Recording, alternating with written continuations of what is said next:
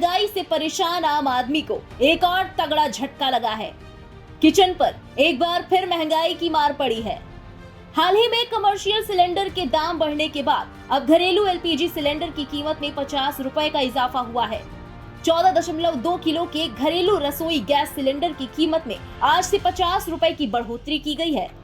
अब घरेलू LPG cylinder की नई कीमत दिल्ली में 999 रुपए 50 पैसे प्रति सिलेंडर होगी। एलपीजी सिलेंडर की बढ़ी हुई कीमत आज से ही पूरे देश में लागू हो गई है। एलपीजी सिलेंडर में दाम ऐसे वक्त में बढ़े हैं जब आम आदमी पेट्रोल और डीजल पर महंगाई की मार पहले से ही झेल रहा है। गौरतलब है कि उत्तर प्रदेश समेत 5 राज्यों में चुनाव खत्म होने के बाद पेट्रोल डीजल के दामों में बढ़ोतरी तो शुरू हो ही गई थी। इसके बाद एलपीजी के दामों में भी बढ़ोतरी शुरू हो गई।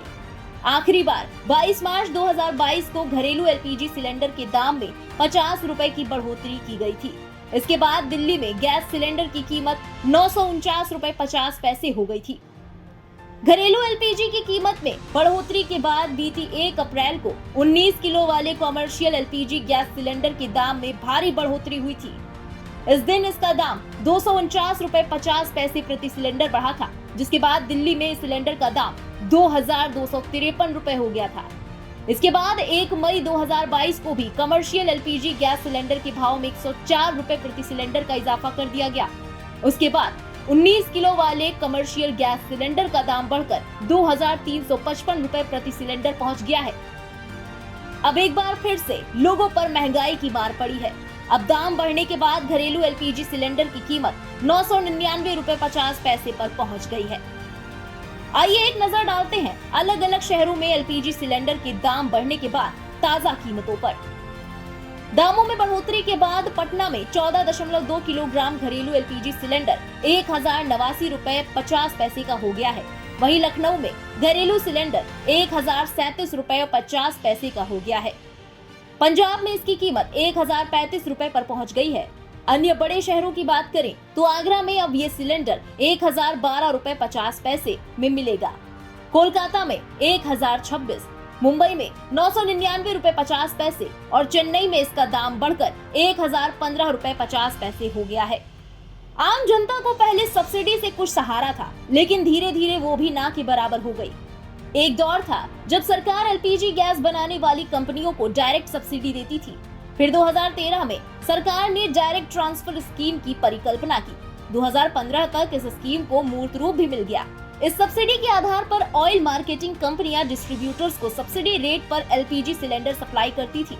डिस्ट्रीब्यूटर्स और उसके वेंडर के हाथों बड़े पैमाने पर सिलेंडर की कालाबाजारी होती थी। इसमें उपभोक्ता भी शामिल थे, जो सस्ते दर पर सिलेंडर खरीदकर महंगे दाम पर बेच देते थे। इसमें सब्सिडी की बड़ी लूट होती थी, लेकिन इस नए सिस्टम की वजह से सरकार के 6500 करोड़ से लेकर 12,700 करोड़ रुपए की बचत हुई।